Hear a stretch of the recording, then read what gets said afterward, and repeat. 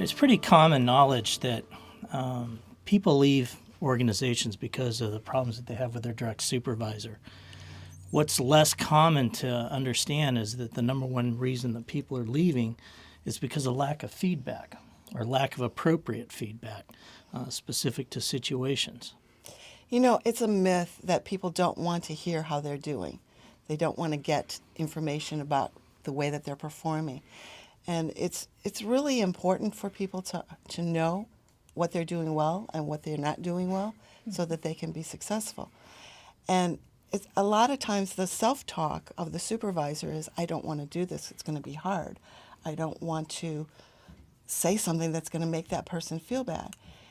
But I think with feedback that there's some things that to keep in mind. One is that it needs to be specific, and it needs to be about behaviors, and it needs to be about observable behaviors. It also needs to be about performance objectives or performance that is tied directly to their success. I think the intent that people use when they're giving feedback is important. It's, I want to help you succeed. I want you to be better. And so I want to give you both the positive, you did well, and the negative, that you didn't do so well. And it needs to be honest. People need to know that what you're telling them is the truth, and you're not making stuff up to make them feel good or feel bad. I remember way back when I was working for somebody, and I never got any feedback from them, and I was always wondering, what am I doing well? What am I not doing well? And I just kind of did whatever I thought I could do because I didn't know. And one night I was out for dinner with him and my fiancé at the time, and he just turned to my fiancé and he said, you know, she's damn good. And I thought to myself at that time, at what? What am I damn good at? So. Yeah, Holly, I think that myth that people don't want it and all the challenges of doing it, the opposite to that is the manager who believes that they're providing great feedback. Oh, I tell my people all the time they're doing a good job. I put that in the category of shallow feedback. Telling someone they're doing a good job without explaining what they're doing and why it's important for their success is very shallow. And I had a boss too that was an excellent shallow feedback provider, telling me I was doing a good job.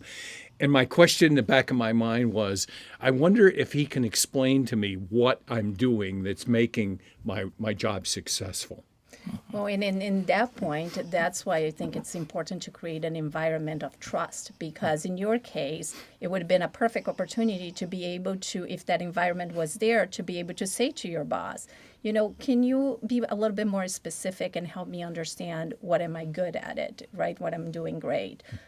So I think the importance of two-way feedback, not only the manager being able to provide feedback, specific, timely, behavior-based, but also the opportunity of the person receiving the feedback to have that two-way conversation. I think it's critical for a healthy organization and a healthy relationship between the manager and the direct report. Yes. Absolutely, I would agree 100%. I think that managers and supervisors who give feedback without specifics aren't actually telling their people anything. For feedback to be effective, it has to be timely, it has to be honest, and it has to be tied to something real that they can grasp, either that they're doing well or that they need to improve or change direction maybe a little bit on. It's all key points, but bottom line is supervisors have to provide regular feedback to their people. Yes, absolutely.